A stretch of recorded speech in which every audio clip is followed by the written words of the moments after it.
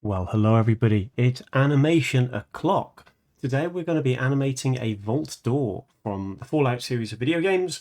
I've created a scene that we're going to use as our starting point for our game today. So let's go through our plan. I've got a scene for you which you'll be able to download. Other Dave will tell you where to download it from. Creating the door animation is what we're going to do once we've tested that scene. We're going to create the animation by using a state machine. The state machine controls what state the animation is currently in. That's why it's called a state machine. Technically, it's called a finite state machine because it has only a limited number of things it can do. Those things are finite. So it will automatically autoplay our animation, which we don't want. So I'll show you how to stop that. It will also loop our animation, which we don't want. So I'll show you how to stop that as well. And then we're going to have that door out animation play as the player approaches a control room type thing. So we're going to set the parameters for that, and we're going to hook into those parameters. So without further ado, this is what Unity should look like once you've opened it all up. A couple of things going on in here. You'll see some grayed out things. These are references for when this tutorial used to be for virtual reality, but that's still in there.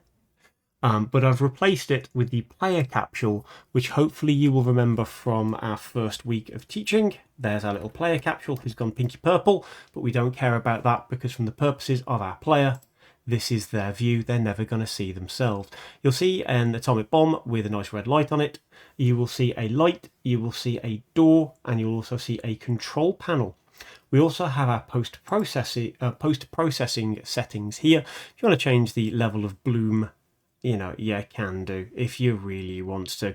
But I've got that set to about 10 by default. Anyway, first step is going to be testing that everything works. So obviously going into play mode, I'm checking can I jump. You'll notice I've attached a nice little flashlight to where the camera kind of looks because I think that looks pretty cool. We're testing can we leave our scene. Can we get past this big rock? No, I can't. Remember as well, W, A, S and D to move around and shift while doing that to run. We shouldn't be able to walk past here and we shouldn't be able to walk through the door. You'll notice that there's a control arm here. There's our door and that's all we can do for testing. If the cursor disappears, press escape to go out of play mode. So there's first bit. We always test because we never trust. Our next element is creating the animation. This will take the largest block of time, and it's also the bit you're most likely to get wrong. Here's the thing about animation. You're gonna get it wrong. Don't stress if you do. Give us a shout, we'll direct you, put you back on the straight and narrow, but don't be surprised if this takes a long time to get right.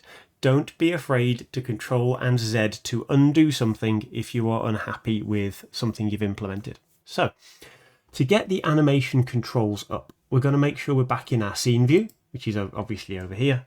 I'm going to navigate over to where the door is, and I'm just going to talk you through how this is set up.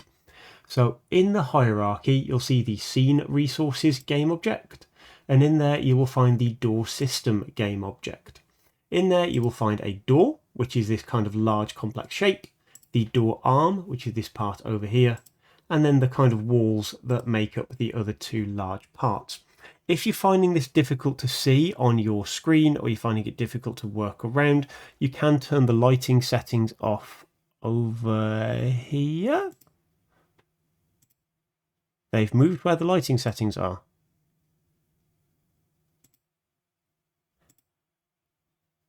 You can turn your lighting settings off. I'll probably find that in a bit. Audio.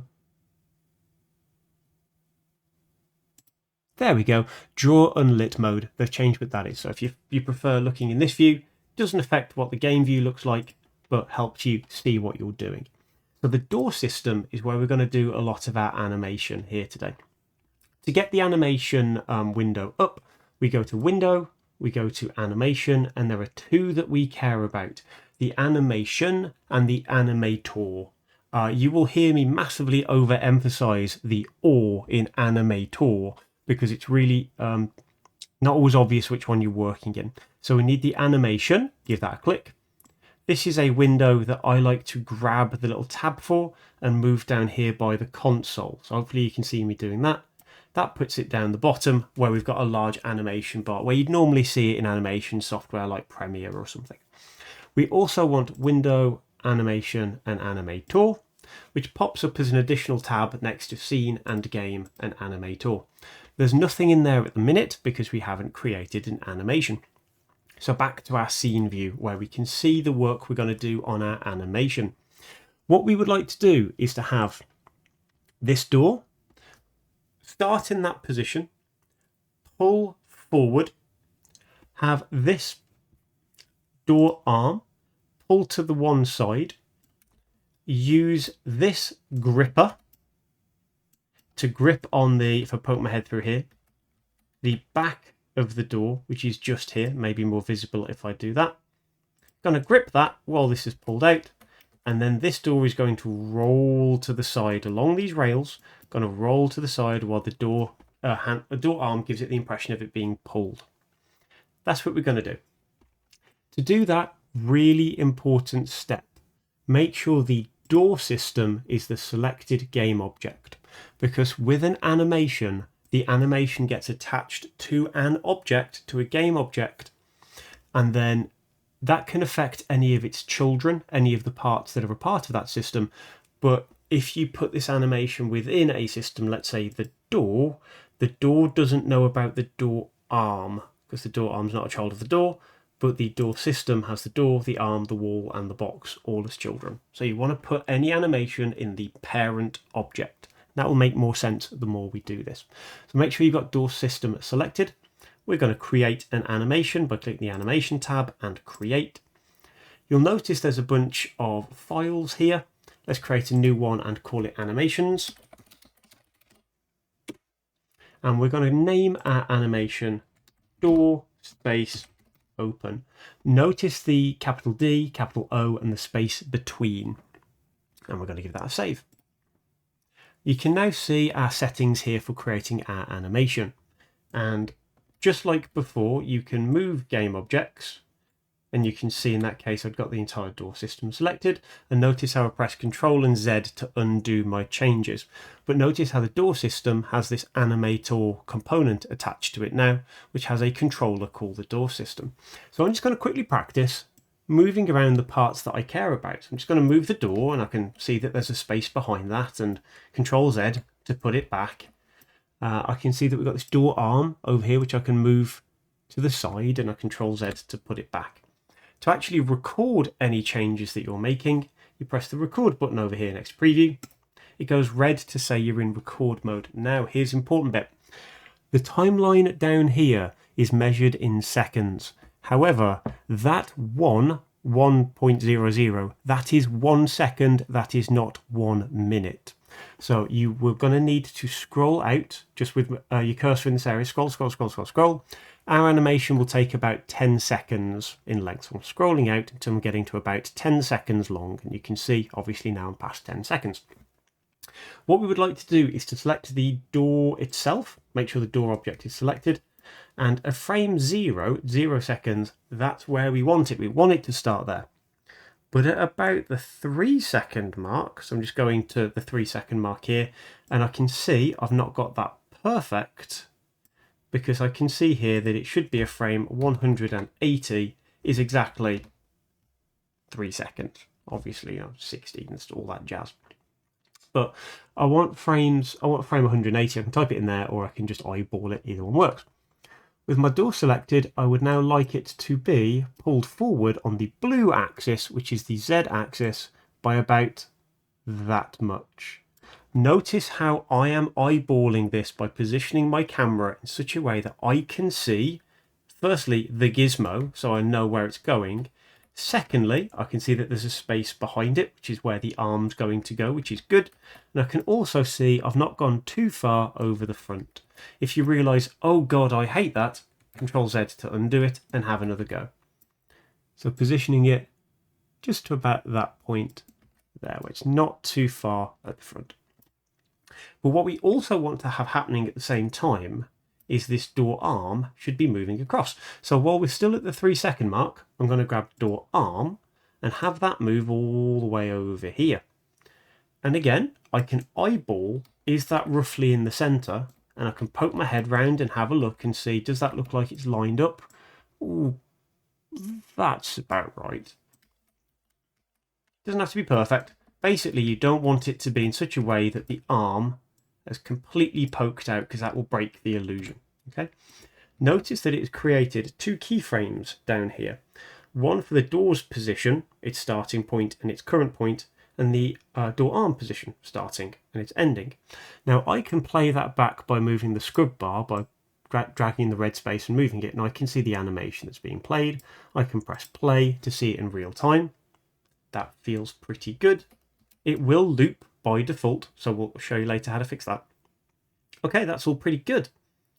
Next thing I want to do is at the 10-second mark, I would like this door to be all the way over here, the door arm to be all the way over here, but also the door to have rolled out the way, kind of following these slots that are in the ground. So at the 10-second mark, again, choose number 600 or frame 600, or eyeball it if you don't want to be that precise.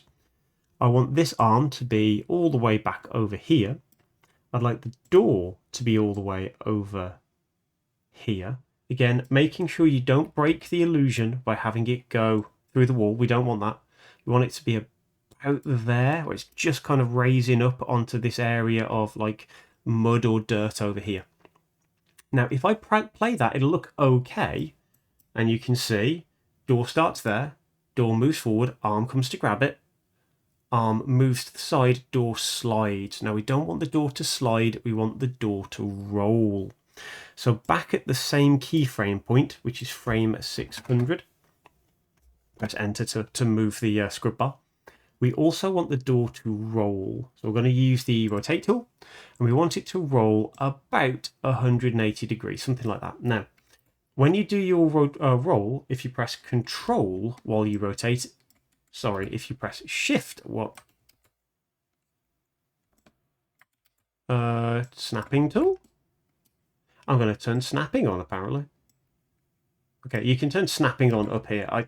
Control should have done it, don't know why I didn't. So you can press this little magnet tool up here to turn snapping on. I'm going to rotate it 180 degrees clockwise. Which way is clockwise, Dave? It's the way a clock goes round. So about 180 degrees, starting there, going all the way around 180 degrees. Okay. You will, however, notice as you test this that the door rotation will end at the correct point, but it will start at the wrong point. Do you see how the rotation starts all the way at the start, which we do not want, and then it rolls out the way? We don't want that behavior. The behavior we want is for the rotation to start at the 3-second mark. Really easy fix. Literally grab the keyframe on door rotation on frame 0, left click, drag it, shift it to 3 seconds. There you go, done. Now, rotation will not change in the first 3 seconds of the animation, and then will get picked up as we go. Now, if you're really, really picky, you'll see that the rotation is not perfect here. We could do a lot to make that look less like it's hovering or rolling. I think it's pretty convincing, but not quite perfect. Okay, so I'm going to give that a few tests to make sure I'm kind of happy with it. Looks fine. And I'm also going to put it back in regular view mode to see what it looks like in game. So remember, I've got to have the door system selected in order to get these options up. That looks fine. Okay, so I'm going to turn record mode off. I'm going to go back into this view so we can see what we're doing, and we have created the door animation. Well done, you guys. However, if we go into play mode, you will see that it will happen automatically and it will loop forever. So let's go and have a look at our door in game mode. Door's opening really, really nicely, going all the way over there, and then ping, back to the start. Obviously, we don't want that behavior. I'm just going to amuse myself by trying to jump into the vault while the door's over there. Oh, there we go. Obviously, we don't want that. So, really easy fix here. With the door system selected, choose the animator window, which should be up here. If you've lost it, that's window, animation, and animator. But there it is. And now you'll be able to see, you can move around by clicking your middle mouse. When the game enters, so the game starts, entry mode, play the door open animation by default. That's what orange means. Do this by default. I don't want to do it by default. We want it to pause before we interact with it. So in order for this to happen, right click anywhere in the grade space, create a state that is empty. Right click on that empty state and make that layer the default state. Now it will go from empty, start the game, do nothing, and then I want you to right click on the do nothing and make a transition to open door. Now this won't have solved our problem quite yet, because it will go from empty to do nothing, and then once the nothing has finished, go and open our door. Doesn't solve our problem. We'll come back to that in a second. The second thing we want to do though is open door. I want you to double click on it, on door open, double click, and there's an option over here for loop time. Turn it off. We don't want it to loop. Okay. So if I give this a test in game, it shouldn't loop anymore, but it will still be playing automatically after a brief pause. So there was a brief pause, played automatically, but it should stop. Let's test that that's the case. Perfect. So we have successfully done stop the auto loop, but we've not yet done the auto play. And the autoplay is going to tie into these parameters we want to create. Okay, so to get our parameters working, back to the animator, we want this transition, that's what that is called, that line is a transition. We want to transition from this new state to open door only if a parameter is true. And you can see over here these conditions. List is empty. There are currently no conditions that is allowing that to happen or stopping it from happening. But over here on the Animator tab under Parameters, we can create a parameter. Now you can create a floating point value, an integer, a bool, or a trigger. For our purposes, a trigger is the tool we want to use. So I'm going to create a trigger and I'm going to call this open with a capital O, spelling matters. Press enter to confirm it. And then with this line selected, this transition, I'm going to change a condition using the plus to say when open happens, which should be the default because it's only got one choice. When open happens, do this animation. For testing purposes, I'm going to put the animator over here so I can keep an eye on it. I'm going to press play. Obviously, if you've got two monitors, this is easy. If you've got one monitor, not so much. But you can see that new state is repeating and it's hooked in new state. But if I click this open trigger, let's try and do this from here. If I press open trigger, watch what happens to the door. That sends a pulse, a trigger, the door opens, all is good. What we're going to do is make that happen through code. Okay, so the code is going to fire this trigger rather than having you as a developer literally click it. So that's where we're up to. We can stop the autoplay. We have set a parameter, and now we need to write some code to know if we've walked within that control panel space, which is this dude here. We walked within that space, tell this door to open. Put the animator back, so we're back where we were. So we're going to need to hook into this open parameter, which is a trigger, just happens to be called open with a capital O. And from here, we can select the computer terminal, which is going to be our trigger zone. And we're going to create a box collider around it. So to do this, I want you to select your computer terminal. You may have to open the scene at resources if it's closed again, computer terminal. Add a component, which is going to be called a box collider, not the 2D, the regular one. And this will stop the player walking through it. Now, this is not the behavior we want, but I just want to test that this is true. The player shouldn't be able to walk through it now because we put a box collider around it. Good, the player can even stand on top of it if they really want to. Amuse yourself with that for a minute. What we're interested in, though, is making the collider bigger and having the player, if they walk in front of it, this door opens. To do that, you can edit the collider by clicking this weird button that always reminds me of a giraffe. So if you give that weird little button a click, you can then change the properties of the collider. You can also get to that same option by clicking here in the bottom of the stack. It does exactly the same thing. I tend to click over here. Then you'll find there are these dots, and you want to position your camera kind of like 45 degrees off of it, so you can grab this dot at the front and just pull it forward. Now I've still got snapping switched on. You may want to turn yours off for this. Again, that was just this little magnet up there. I want it to be about that big, about twice as big as it was to start with. I would also like this box collider to be a trigger. If you remember from last week's lesson, a trigger means you can walk into that zone, but it detects that you have, and then you can do something when that is detected. So let's walk into the zone. We should now be able to freely walk through it, which I can. There must have been a collider on there already, which is why I can still jump on top of it. But now this object is going to control this door. So to do this, grab your computer terminal again, add a component, and we're going to call this, we're going to make a new script. We're going to call this something like door control. Notice no spaces, and notice the capital letters. Capital D, no space, control, all one word. This is a new script that's going to be called door control, create and add. I'm going to put this in a folder called scripts if I don't already have any folder. We like to keep things neat and tidy. Going to be called door control. Give it a save.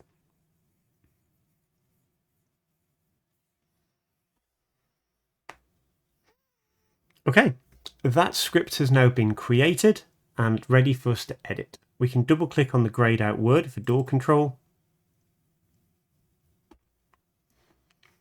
And just like last week where we had our kind of like spike pit area, we're going to do the same thing here. When something enters into this trigger zone, see what that something is, and if it's the player, open the door.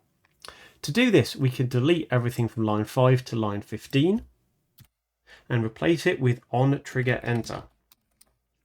If you're in a computer room that doesn't do the autocomplete, you've got to type it all out by hand. If you're at home or you're doing it in the games lab, this should just work. So choose on trigger enter and it should write everything for you, which looks like public void on trigger enter in brackets collider other. Then open and close squiggly brackets. Inside of this, we're going to check what the thing was that touched us. So if the other thing has a tag that was equal to the word player, all uppercase P, if that thing was the player, open some brackets, give yourself some space, then we're going to tell the door to open. Now, telling the door to open, we're not actually telling it to open, we're saying, oi, you have an animator, and on that animator there is a parameter that's called open, and that's a trigger. So I want to set that to be true. That's the code we're going to write. To do this, we need to go back up to line 4, give yourself a bit of space below line 4 to make a publicly visible animator.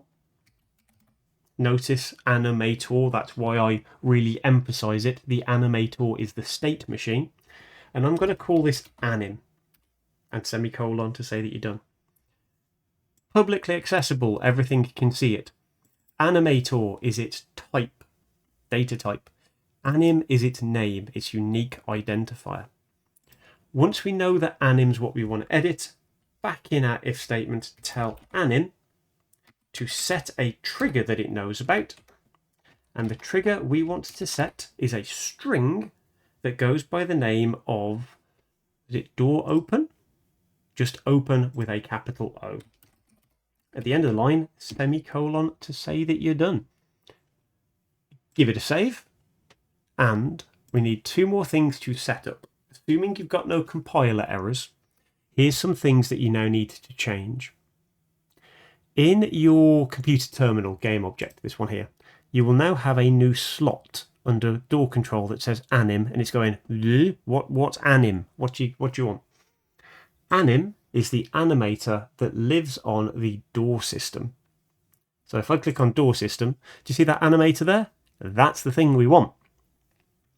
You can either go to the door system and click on the little circle and choose the only animator in the scene that happens to be on door system.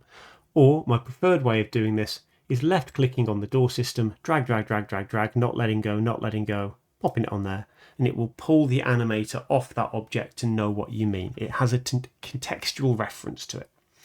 I'm going to test this knowing it's probably going to fail because there's a second step we need to do. But I'm happy to be pleasantly surprised. So the player's going to run over, walk into the zone, expect the door to open, and it does. There's that pleasant surprise. And I'll tell you why that happened. Cool, and now we can enjoy the fruits of our labours, jump in here and cause all sorts of mischief. You'll notice at the back of here there's another set of doors that if you really wanted to, you could animate as well. But the second thing that we needed to check for is on the player capsule, the actual thing that's walking into the zone, we needed to make sure it had the tag of player. And by default, this thing did. But it's really important that you check if you're writing a script like this, that it does have that tag. And if it doesn't, you can click on the drop down and choose it from the list, and you can create any tags of your name by clicking the plus and naming things. Maybe you want a tag for enemy, door, obstacle, whatever it might be. Now, we are now done for this tutorial. You can enjoy that in all its glory. You've hooked into the parameters to control the animation, but if you want to take it even further and you've got a spare 10 minutes, this animation, while functional, is not exactly pretty. The door opens, it grabs, and it moves. This as an animation is too rigid and too perfect. Part of animation is about adding imperfections to it. So let's do that. If you've got some spare time, let's add some character to this door. In order to do this, I'm going to turn the gizmos off, all of these tools here, just because this is kind of getting in my way. I can see the collider, I don't want to. So I'm going to go over here, toggle the visibility of all gizmos off. So I'm just left with the object itself, easier to work with. So in the door system, door system selected. Back to animation mode. What I would like to have happen here is have the door pull to this point, but then have the weight of the door make it wobble. Let's just do that again because I clicked off. What I want is for the door to be pulled forward by its own momentum, something like that, and then have to come back to rest. And you can see, because I wasn't on the 3-second mark, it's made some more keyframes. But because the point of rotation is in the center, it now gives it this weird illusion that it's sliding at the bottom. I don't want it to slide at the bottom. I want to have the impression that it's tipping from the bottom. So as well as rotating on the same keyframe, I'm also going to move it slightly forward, and this should now give me the illusion of it tipping forward. Tip. But what I also want to have happen is I want there to be a momentary pause from when it gets there to it rolling. So what I'm going to do here is I'm going to grab these keyframes that are here, the ones at line 3-second mark, and I'm going to go to 4 seconds, 4:30. So I'm going to copy these by selecting them, Control C to copy, and then while I'm at 4:30, Control V to paste. The effect of this will be there'll be a pause between that 1.5 seconds, between 3 and 4:30, and that gives us the impression that this massive heavy door is wobbling far too fast and then coming to rest. So I can see that that's far too fast. I'm going to grab these keyframes and slide them this way a bit, just so it takes a little bit longer to come to rest. There we go, and it rolls over. And if I really wanted to, again on this other end, at the end of the 10-second mark, have it return so it rolls back a little bit, again under its own momentum. So I'm going to tell the door about the 11 seconds mark. I'm not going to be precise. Roll back a little bit and move back a little bit to give it the impression that it's bouncing off something. So it's coming to there and then it's rolling back. Isn't that better? Quite happy with that. You can experiment to this to your heart's content, but hopefully you can see how easy it is to build a interesting animation that can be controlled by interactions by using on Trigger Enter. Thank you all.